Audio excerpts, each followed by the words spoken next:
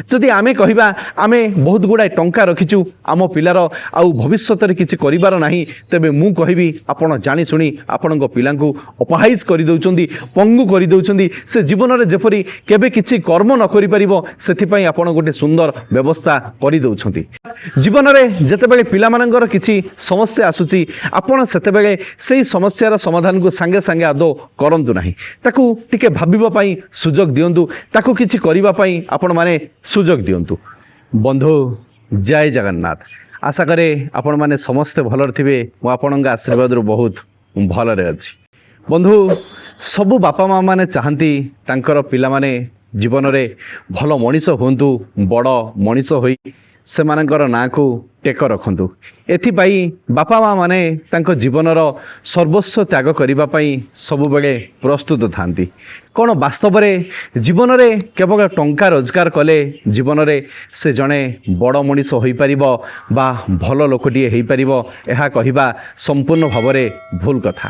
ଯଦି ବାସ୍ତବରେ ଆମେ ପିଲାମାନଙ୍କୁ ଠିକ୍ସେ ସଂସ୍କାର ଦେବା, ତାଙ୍କୁ ପିଲାଟି ସମୟରୁ ଆମେ ଗଢ଼ି ତୋଳିବା, ତେବେ ଯାଇ ଜୀବନରେ ପିଲାଟି ଯେତେବେଳେ ବଡ଼ ହେବ ସେତେବେଳେ ସେ ଜଣେ ଭଲ ମଣିଷ ହେବ ଆଉ ସଂସ୍କାରୀବାଦୀ ମଣିଷଟିଏ ହେଇ ଏହି ସମାଜର ଏହି ଦେଶର ଟେକକୁ ସବୁବେଳେ ସେ ତା ନିଜ କାନ୍ଧରେ ବୋହିକି ଚାଲିବ। ସେଥିପାଇଁ ଆମ ପିତାମାତାମାନଙ୍କର କିଛି ଗୁରୁତ୍ୱପୂର୍ଣ୍ଣ ଭୂମିକା ନିଶ୍ଚିତ ଭାବରେ ଅଛି। ଆଜିର ଏ ଭିଡ଼ିଓ ମାଧ୍ୟମରେ ଆମେ ସେହି ସବୁ କଥାକୁ ଆଲୋଚନା କରିବା। ଯଦି ଆପଣ ଜଣେ ପ୍ୟାରେଣ୍ଟସ୍ ଅଛନ୍ତି ବା କୌଣସି ସନ୍ତାନ ସନ୍ତତିଙ୍କର ଆପଣ ପିତାମାତା ଅଛନ୍ତି, ତେବେ ସମସ୍ତଙ୍କୁ ରିକ୍ୱେଷ୍ଟ କରିବି ଆପଣମାନେ ଏ ଭିଡ଼ିଓଟିକୁ ଥରେ ଫାର୍ଷ୍ଟ ଟୁ ଲାଷ୍ଟ ପର୍ଯ୍ୟନ୍ତ ସୁନିଶ୍ଚିତ ଦେଖନ୍ତୁ, କାରଣ ଆପଣ ଏ ଭିଡ଼ିଓଟି ଦେଖିସାରିବା ପରେ ଆପଣ ନିଶ୍ଚିତ ଭାବରେ ଆପଣ 100% ଏ ଭିଡ଼ିଓ ମାଧ୍ୟମରୁ ବହୁତ କଥା ଶିଖିବେ ଏବଂ ଆପଣଙ୍କ ପିଲାଙ୍କ ଜୀବନରେ ମଧ୍ୟ ଏହାକୁ ୟୁଟିଲାଇଜେସନ୍ କରି ତାଙ୍କୁ ଭଲ ସଂସ୍କାର କିପରି ଦିଆଯାଇପାରିବ ସେସବୁ ମଧ୍ୟ ଆପଣ ଅତି ସହଜରେ ଶିଖିପାରିବେ, ଜାଣିପାରିବେ। ତେବେ ଚାଲନ୍ତୁ ଏବେ ଭିଡ଼ିଓଟିକୁ ଆମେ ଷ୍ଟାର୍ଟ କରିବା। ପିଲାମାନଙ୍କୁ ଜୀବନରେ ବଡ଼ ମଣିଷ ବା ଭଲ ମଣିଷ କରିବା ପାଇଁ ଯଦି ଚାହୁଁଛନ୍ତି ତାଙ୍କୁ ସର୍ବପ୍ରଥମେ କମ୍ କଥା କହିବା ଶିଖାଇ ଦିଅନ୍ତୁ। କାରଣ ଆପଣମାନେ ଭଲ ଭାବରେ ଜାଣିଥିବେ ସେଇ ମାଛଟି ସବୁବେଳେ ବନିଶୀ ଭିତରେ ପଶି ଆସିଥାଏ ଯେଉଁ ମାଛଟି ପାଟି ଖୋଲା ରଖିଥାଏ। ଠିକ୍ ସେହିପରି ଜୀବନରେ ଯିଏ ଯେତେ ଅଧିକା କଥା କହିବ ସେ ହିଁ ତା ଜୀବନରେ ସବୁ କିଛି ତାର ଲସ୍ ପରେ ଲସ୍ ହେଇ ଚାଲିବ। ସର୍ବପ୍ରଥମେ ଆପଣମାନେ ଜାଣିଲେ ଆଶ୍ଚର୍ଯ୍ୟ ହେବେ, ଆମେ ଯେତେବେଳେ ଅଧିକା କଥାବାର୍ତ୍ତା କରନ୍ତି ସେତେବେଳେ ଆମର ଏନର୍ଜି ବହୁତ ଲଷ୍ଟ ହୋଇଥାଏ ଏବଂ ଆମର ବ୍ରେନ୍ର ଯେଉଁ ନ୍ୟୁରୋନ୍ସ ସବୁ ଅଛି ସେଗୁଡ଼ିକ ମଧ୍ୟ ଡାଉନଫଲ୍ ଆଡ଼କୁ ଚାଲି ଯାଇଥାଏ। ତେଣୁ ଆପଣମାନେ ଆପଣଙ୍କ ପିଲାଙ୍କୁ ସବୁବେଳେ କମ୍ କଥା କହିବା ପାଇଁ ପ୍ରୋତ୍ସାହନ ଦିଅନ୍ତୁ। ଯେତେ କମ୍ କଥା କହିବ ସେତେ ସେ ଭାବିବା ପାଇଁ ଅଧିକା ସମୟ ପାଇବ ଏବଂ ଯେତେ ଆପଣଙ୍କ ପିଲା ଭାବିବ ସେତେ ତା ଜୀବନରେ ସେ ଡେଭଲପ୍ କରିପାରିବ। ତେଣୁ ଆମେମାନେ ସେଇ ଅଭ୍ୟାସଟିକୁ ମଧ୍ୟ ଆମେ ପରିବାର ଭିତରେ ଜାରି କରିବାର ଆବଶ୍ୟକ ଅଛି। ଆମେ ସାଧାରଣତଃ ଟିକେ କମ୍ କଥା କହିବା। କମ୍ କଥା କହିବା ଭିତରେ ଦ୍ୱିତୀୟ ଫାଇଦାଟି ହେଉଛି ଯେ ଘର ଭିତରେ ଗୋଟେ ଶାନ୍ତ ବାତାବରଣ ସବୁବେଳେ ରହିବ। ଆପଣଙ୍କ ଘର ଭିତରେ ଯେତେବେଳେ ଶାନ୍ତ ବାତାବରଣ ରହିବ ସେତେବେଳେ ଆପଣମାନେ ବି କିଛି ଭାବିବା ପାଇଁ ସୁଯୋଗ ପାଇବେ। ଆଉ ଯିଏ ଏଠି ଯେତେ କମ୍ କଥା କହିଛି ତା ଜୀବନରେ ସେତେ ସମସ୍ୟା କମ୍ ହିଁ ଆସିଛି। ତେଣୁ ଆପଣମାନେ ବାସ୍ତବରେ ଯଦି ଚାହୁଁଛନ୍ତି ପିଲାଟିକୁ ଭଲ ମଣିଷ ଆଉ ବଡ଼ ମଣିଷ କରିବା ପାଇଁ, ତେବେ ଆପଣମାନେ ନିଶ୍ଚିତ ଭାବରେ ଆପଣଙ୍କ ପିଲାଙ୍କୁ ସବୁବେଳେ ମୋଟିଭେସନ୍ ଦିଅନ୍ତୁ ଯେ ସେ ସବୁବେଳେ କମ୍ କଥା କହୁ। ଆଜିର ଭିଡ଼ିଓର ସେକେଣ୍ଡ ପଏଣ୍ଟଟି ହେଉଛି ଅଯଥାରେ ଯୁକ୍ତିତର୍କ କରିବା ଆପଣଙ୍କ ପିଲାମାନଙ୍କୁ ଶିଖେଇ ଦିଅନ୍ତୁ ନାହିଁ। କାରଣ ଅଯଥାରେ ଯେତେବେଳେ ଆପଣଙ୍କ ପିଲାଟି ଯୁକ୍ତିତର୍କ କରୁଛି ସେତେବେଳେ ସେ ତା'ର କ'ଣ କହିବ କ'ଣ ନ କହିବ ସେ ତା'ର ହିତାହିତ ଜ୍ଞାନକୁ ସେ ଭୁଲି ଯାଇଥାଏ। ଯଦି ପିଲାଟି ଦିନରୁ ଆପଣଙ୍କୁ ସେ ଦେଖିବ ଆପଣ ଅଯଥାରେ ଯୁକ୍ତିତର୍କ କରୁନାହାନ୍ତି, ତେବେ ସେଇ କଥାଟି ସେ ଆପଣଙ୍କ ପାଖରୁ ସେ ଅଟୋମେଟିକାଲି ଶିଖିଯିବ। କାରଣ ପିଲାମାନେ ସାଧାରଣତଃ ସବୁବେଳେ ଅନୁକରଣ ପ୍ରିୟ ହୋଇଥାନ୍ତି। ଆପଣମାନେ ଯାହା କରନ୍ତି ସେଇ କଥାଗୁଡ଼ିକ ପିଲାମାନେ ବି ମଧ୍ୟ ଦେଖିଥାନ୍ତି ଏବଂ ତା'ର ପ୍ରଭାବ ପିଲାମାନଙ୍କ ଉପରେ ବହୁତ ମାତ୍ରାରେ ପଡ଼ିଥାଏ। ତେଣୁ ଆପଣମାନେ ଯଦି ଅଯଥାରେ ଯୁକ୍ତିତର୍କ କରୁଛନ୍ତି ତେବେ ଆଜିଠାରୁ ଏବେଠାରୁ ତାକୁ ବନ୍ଦ କରିଦିଅନ୍ତୁ। ଦେଖିବେ ଏହା ଆପଣଙ୍କ ପିଲା ଉପରେ ଗୋଟେ ଦୃଢ଼ ପ୍ରଭାବ ପକାଇବ ଏବଂ ଆପଣଙ୍କ ପିଲାକୁ ଲାଇଫରେ ଭଲ ସକ୍ସେସ୍ ଆଡ଼କୁ ନିଶ୍ଚିତ ଭାବରେ ନେଇକି ଯିବ। ଆଜିର ଭିଡ଼ିଓର ଥାର୍ଡ଼ ପଏଣ୍ଟଟି ହେଉଛି ସବୁବେଳେ ଅଯଥା ସମୟକୁ ଆପଣ ନଷ୍ଟ ନ କରି ବରଂ ସେଠାରେ ଆପଣ କିଛି ଶିଖନ୍ତୁ। ଅର୍ଥାତ୍ ଜୀବନରେ ଆପଣ ଯେତେବେଳେ ଯେଉଁ ଅଯଥା ସମୟ ପାଉଛନ୍ତି ଆପଣଙ୍କ ହିସାବରେ, ଯେଉଁ ସମୟରେ ଆପଣଙ୍କର କିଛି କାମଧନ୍ଦା ନାହିଁ, ସେତେବେଳେ ଆପଣ କିଛି ନା କିଛି କାମ କ୍ରିଏଟିଭିଟି କରିବା ପାଇଁ ସବୁବେଳେ ଚେଷ୍ଟା କରନ୍ତୁ। ଏଇ କଥା ଗୁଡ଼ିକ ଆପଣଙ୍କ ପିଲା ଯେତେବେଳେ ଆପଣଙ୍କ ଠାରୁ ଦେଖିବ ସେତେବେଳେ ସେ ବି ମଧ୍ୟ କିଛି କ୍ରିଏଟିଭିଟି କରିବା ପାଇଁ ଚେଷ୍ଟା ସୁନିଶ୍ଚିତ ଜାରି କରିଦେବ। କାରଣ ପିଲାମାନେ ଆପଣଙ୍କୁ ଦେଖି ଆପଣଙ୍କୁ ଫଲୋଅପ୍ କରି ଆପଣଙ୍କର ଲାଇଫଷ୍ଟାଇଲକୁ ଫଲୋଅପ୍ କରି ସେ ବି ମଧ୍ୟ ଆଗକୁ ବଢ଼ିବା ପାଇଁ ସବୁବେଳେ ମୋଟିଭେସନ୍ ପାଇଥାଏ, ଏନକରେଜମେଣ୍ଟ ପାଇଥାଏ। ଫ୍ୟାମିଲି ହେଉଛି ପିଲାମାନଙ୍କର ସବୁଠାରୁ ବଡ଼ ବିଦ୍ୟାଳୟ। ଫ୍ୟାମିଲି ଠାରୁ ଯେଉଁ ଶିକ୍ଷା ମିଳିଥାଏ, ପରିବାର ଠାରୁ ଯେଉଁ ସଂସ୍କାର ମିଳିଥାଏ, ସେହି ଶିକ୍ଷା ସେହି ସଂସ୍କାର ପିଲାଟିକୁ ସବୁବେଳେ ଡେ ବାଇ ଡେ ଗ୍ରୋଥ୍ ପରେ ଗ୍ରୋଥ୍ ଆଡ଼କୁ ନେଇଯାଇଥାଏ। ତେଣୁ ଆପଣ ବି ଅଯଥା ସମୟକୁ ଆପଣ ନଷ୍ଟ ନ କରି ବରଂ ସମୟକୁ ସବୁବେଳେ ସମ୍ମାନ ଦିଅନ୍ତୁ। ନିଜର ସ୍କିଲ୍କୁ ଡେଭଲପମେଣ୍ଟ କରିବାରେ ଲାଗି ପଡ଼ନ୍ତୁ। ଦେଖିବେ ଆପଣଙ୍କ ପିଲା ବି ଆପଣଙ୍କ ଠାରୁ ଏହିସବୁ ଜିନିଷ ଶିଖି ସେ ବି ମଧ୍ୟ ତା ଜୀବନରେ ୟୁଟିଲାଇଜେସନ୍ କରିବା ଆରମ୍ଭ କରିଦେବ। ଆଜିର ଭିଡ଼ିଓର ଫୋର୍ଥ ପଏଣ୍ଟଟି ହେଉଛି ସବୁବେଳେ ପଜିଟିଭ୍ ଭାଇବ୍ରେସନ୍ରେ ରୁହନ୍ତୁ।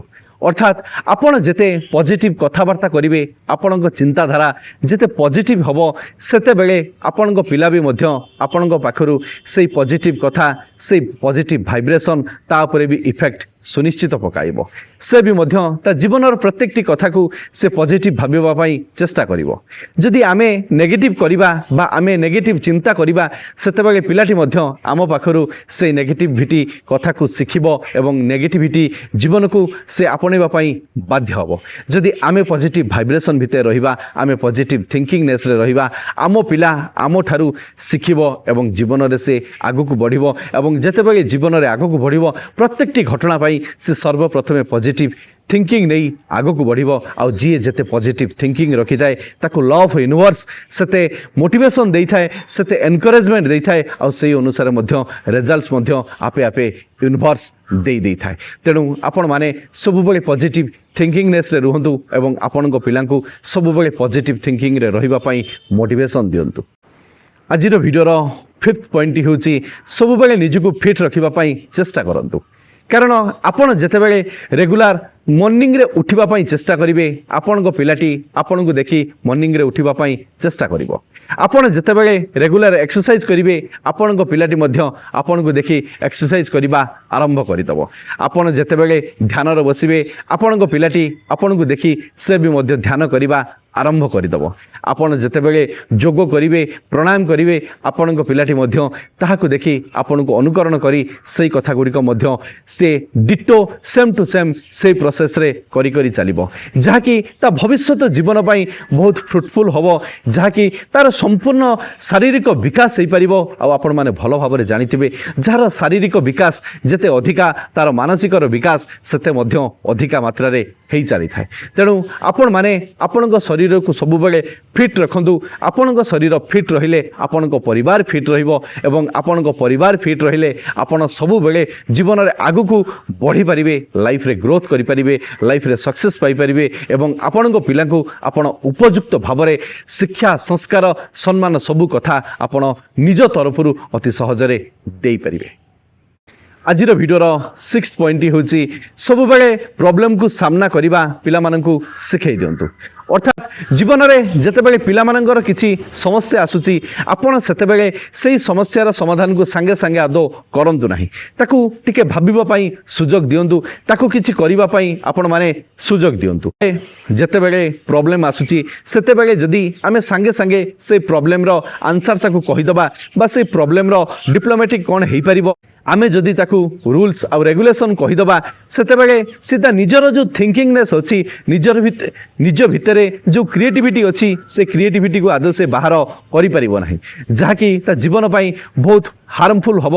ଏବଂ ଆପଣ ଆଜି ସିନା ଆପଣ ତା ପାଖରେ ଅଛନ୍ତି, ଆଜି କହିଦେଉଛନ୍ତି, କିନ୍ତୁ ଆସନ୍ତାକାଲି ସେ ଯେତେବେଳେ ବଡ଼ ହୋଇଯିବ, ଯେତେବେଳେ ସେ ଏକାକୀ ହୋଇଯିବ, ସେତେବେଳେ ଯେଉଁ ପ୍ରୋବ୍ଲେମ୍ ଆସିବ ସେ ପ୍ରୋବ୍ଲେମକୁ ଆଦୌ ସାମ୍ନା କରିପାରିବ ନାହିଁ। ତେଣୁ ଆପଣ ଡିପ୍ଲୋମାଟିକ୍ ହୁଅନ୍ତୁ, କିନ୍ତୁ ଏତେ ଯେ ଡିପ୍ଲୋମାଟିକ୍ ହୁଅନ୍ତୁ ନାହିଁ। ଆପଣଙ୍କ ପିଲାମାନଙ୍କର ଯଦି କିଛି ସମସ୍ୟା ଆସୁଛି ଆପଣ ସାଙ୍ଗେ ସାଙ୍ଗେ ତାକୁ ସମାଧାନ କରିବା ପାଇଁ ଆଦୌ ଚେଷ୍ଟା କରନ୍ତୁ ନାହିଁ। ତାକୁ ସେଇ ସମାଧାନ କରିବା ପାଇଁ ସୁଯୋଗ ଦିଅନ୍ତୁ, ତାକୁ ଏନକରେଜମେଣ୍ଟ କରନ୍ତୁ, ତାକୁ ମୋଟିଭେସନ୍ ଦିଅନ୍ତୁ। କିନ୍ତୁ ଆପଣଙ୍କ ତରଫରୁ ସେଇ ସବୁ ଜିନିଷ କରନ୍ତୁ ନାହିଁ। ଦେଖିବେ ଆପଣଙ୍କ ପିଲା ଡେ ବାଇ ଡେ କେତେ ଗ୍ରୋଥ୍ ହେଇ ଚାଲୁଛି ଏବଂ ଆପଣଙ୍କ ପିଲା ପାଖରେ କେତେ କାପାବିଲିଟି କେତେ କାପାସିଟି ବଢ଼ି ବଢ଼ି ଚାଲିଛି। ଆଜିର ଭିଡ଼ିଓର 7th ପଏଣ୍ଟ ହେଉଛି ନିଜ ପିଲାମାନଙ୍କୁ ସବୁବେଳେ ଲାଇଫରେ କିଛି ବଡ଼ କରିବା ପାଇଁ ସବୁବେଳେ ପ୍ରୋତ୍ସାହନ ଦିଅନ୍ତୁ। ବନ୍ଧୁ ଜୀବନରେ ପ୍ୟାରେଣ୍ଟସର ଯେଉଁ ଦାୟିତ୍ୱ ଅଛି, ଯେଉଁ କର୍ତ୍ତବ୍ୟ ଅଛି, ସେ କର୍ତ୍ତବ୍ୟ ଭିତରେ ସବୁଠୁ ବଡ଼ କର୍ତ୍ତବ୍ୟ ହେଉଛି ପିଲାମାନଙ୍କୁ ସବୁବେଳେ ଭଲ ମୋଟିଭେସନ୍ ଦେବା, ଭଲ ଏନକରେଜମେଣ୍ଟ କରିବା। କାରଣ ଜୀବନରେ ଯେତେବେଳେ ସେମାନଙ୍କୁ ବଡ଼ ବଡ଼ ଆମେ ସ୍ୱପ୍ନ ଦେଖାଇବା ସେହି ସ୍ୱପ୍ନକୁ ସେ ସାକାର କରିବା ପାଇଁ ସବୁବେଳେ ଚେଷ୍ଟା କରିବେ। ଆମେ ପଛପଟୁ ରହି ତାଙ୍କୁ ପୁଷଅପ୍ ଦେବା, ଆମେ ପଛପଟୁ ରହି ତାଙ୍କୁ ବ୍ୟାକଅପ୍ ଦେବା। ଯଦି ଆମେ କହିବା ଆମେ ବହୁତ ଗୁଡ଼ାଏ ଟଙ୍କା ରଖିଛୁ ଆମ ପିଲାର ଆଉ ଭବିଷ୍ୟତରେ କିଛି କରିବାର ନାହିଁ, ତେବେ ମୁଁ କହିବି ଆପଣ ଜାଣିଶୁଣି ଆପଣଙ୍କ ପିଲାଙ୍କୁ ଅପହାଇଜ କରିଦେଉଛନ୍ତି, ପଙ୍ଗୁ କରିଦେଉଛନ୍ତି। ସେ ଜୀବନରେ ଯେପରି କେବେ କିଛି କର୍ମ ନ କରିପାରିବ ସେଥିପାଇଁ ଆପଣ ଗୋଟେ ସୁନ୍ଦର ବ୍ୟବସ୍ଥା କରିଦେଉଛନ୍ତି। ଆପଣ ଯେଉଁ ଧନ ରଖିଛନ୍ତି ଆପଣ ସେ ଧନକୁ ଗଚ୍ଛିତ କରି ରଖିଥାନ୍ତୁ, ଏଇଟା ଭଲ କଥା। କିନ୍ତୁ ସେଇ ଧନକୁ ଆପଣଙ୍କ ପିଲାଙ୍କ ପାଖରେ ଆଦୌ ପରିପ୍ରକାଶ କରନ୍ତୁ ନାହିଁ। ଆପଣଙ୍କ ପିଲାଙ୍କୁ ସେଇ ଧନର ପ୍ରଭାବ ଆଦୌ ପକାଇବା ପାଇଁ ଆଦୌ ଦିଅନ୍ତୁ ନାହିଁ। ସବୁବେଳେ ତାଙ୍କୁ ଏନକରେଜମେଣ୍ଟ କରିବା ପାଇଁ ଚେଷ୍ଟା କରନ୍ତୁ ଯେ ଲାଇଫରେ ସେ ଯେପରି ବଡ଼ ଟାର୍ଗେଟ ଫିଲ୍ କରିପାରିବେ, ଲାଇଫରେ ବଡ଼ ଗୋଲକୁ ସେଟ୍ କରି ତାକୁ କିପରି ଆଚିଭ୍ କରିପାରିବେ ତାକୁ ବାଟ ଦେଖାଇ ଦିଅନ୍ତୁ। ତାକୁ ସବୁବେଳେ ଭଲ ଭଲ ଦିଶା ଆଉ ଦିଗ ଦେଖାଇ ଦିଅନ୍ତୁ, ଯାହାକି ତା ଫ୍ୟୁଚର ପାଇଁ ସବୁବେଳେ ଭଲ ସୁନିଶ୍ଚିତ ହେବ। କିନ୍ତୁ ଆପଣ ଯଦି ଧନ ସମ୍ପତ୍ତିର ପ୍ରଲୋଭନ ଦେଖାଇ ପିଲାଟି ଆଦୌ ଜୀବନରେ କେବେ କିଛି ବଡ଼ କରିବା ପାଇଁ ଆଦୌ ଚେଷ୍ଟା କରିବ ନାହିଁ, ବରଂ ସେ ନିକଟୁ ହୋଇଯିବ ଏବଂ ନିକର୍ତ୍ତବ୍ୟ ହୋଇଯିବ। ଜୀବନରେ ସେ କେବେ ବି ଆଗକୁ ବଢ଼ିବା ପାଇଁ ଆଦୌ ଚେଷ୍ଟା ନିଜ ଭିତରେ ଜାରି କରିବ ହିଁ ନାହିଁ।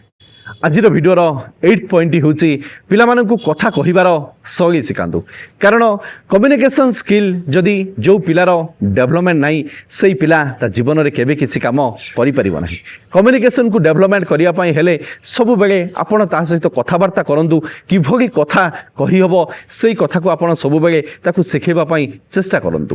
ବନ୍ଧୁ ଏଠି ଶବ୍ଦ ସମସ୍ତେ ଜାଣିଛନ୍ତି, ବନ୍ଧୁ ଏଠି ଶବ୍ଦ ସମସ୍ତେ ଜାଣିଛନ୍ତି, କିନ୍ତୁ ସେଇ ଶବ୍ଦକୁ କିପରି ପ୍ରୟୋଗ କରାଯାଏ, କେଉଁ ହିସାବରେ ପ୍ରୟୋଗ କରାଯାଏ ସେଇ କଥାଟି ସମସ୍ତେ ହୁଏତ ବୁଝିନଥାନ୍ତି, ଜାଣିନଥାନ୍ତି।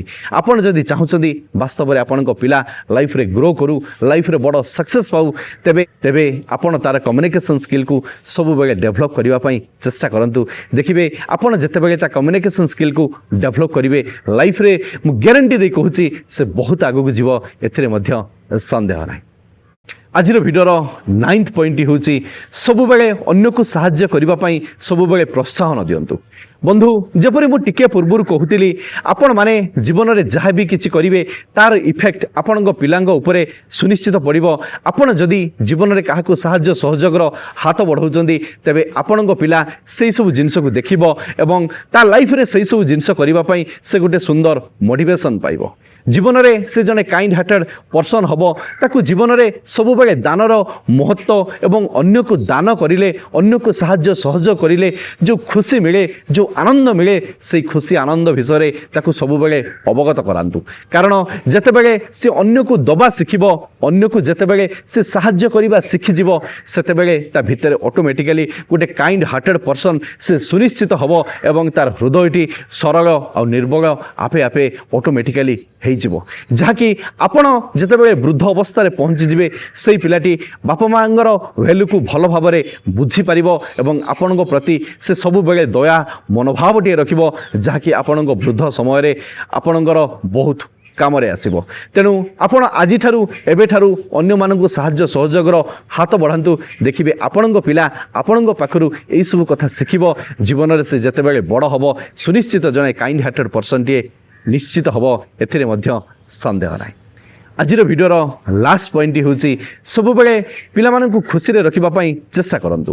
ବନ୍ଧୁ ଜୀବନରେ ଖୁସିରେ ରଖିବା ଅର୍ଥାତ୍ ଯେ ବହୁତ ଗୁଡ଼ାଏ ଟଙ୍କା ପଇସା, ବହୁତ ଗୁଡ଼ାଏ ଟଏଜ୍ ବା ଖେଳନା କିଣିଦେଲେ ପିଲାମାନେ କେବେ ଖୁସିରେ ରହିବେ ନାହିଁ।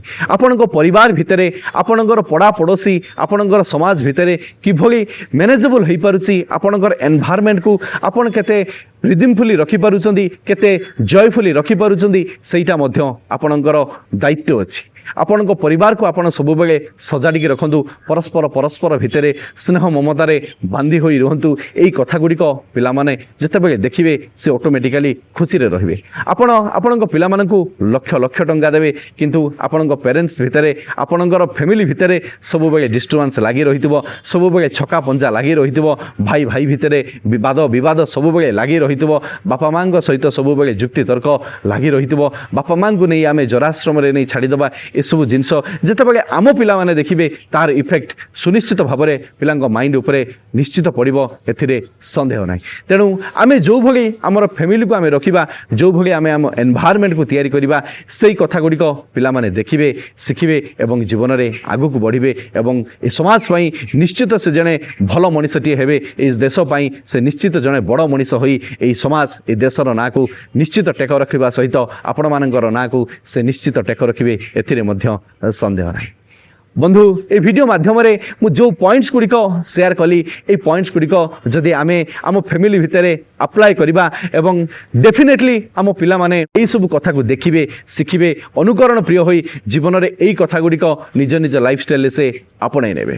ଆମେ ଯଦି ବାସ୍ତବରେ ଯାହା କରିବା ପିଲାମାନେ ସେଇ କଥାକୁ ଦେଖିବେ, ଶିଖିବେ। ତେଣୁ ଆମେ ଯଦି ଭଲ ହେବା ଆମର ପିଲାମାନେ ଅଟୋମେଟିକାଲି ଭଲ ହେବେ, ଏଥିରେ ମଧ୍ୟ ସନ୍ଦେହ ନାହିଁ।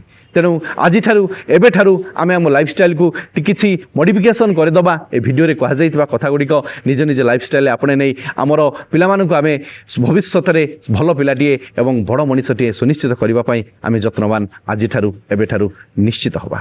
आशा करे ए वीडियो माध्यम आप बहुत किसी शिखिथे। जदि वीडियोटी भल लगी वीडियो को लाइक करेंगे और प्रत्येक सांगसाथी मान मध्य वीडियोटी को बहुत मात्रा सेयार कर लाइफ को सुंदर शिक्षाटे निहाती देवे। भगवान आपन को सब खुशी दिंतु। Love you all. जय गुरु, जय जगन्नाथ। शेष में सही कथा कर देखाओ ऐसा कि दुनिया करना चाहेगा आपके जैसा। धन्यवाद।